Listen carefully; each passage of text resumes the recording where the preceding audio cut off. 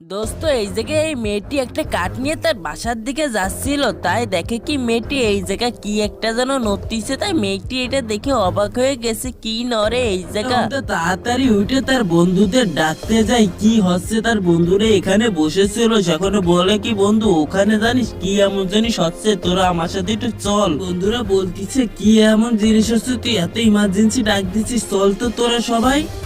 দেখ বন্ধুরা সেই ধরে এখানে কি নড়তিছে, তোরা তাড়াতাড়ি কাপড়টা এখান থেকে সরাই দেখ তো এখানে কি এমন জিনিস হচ্ছে।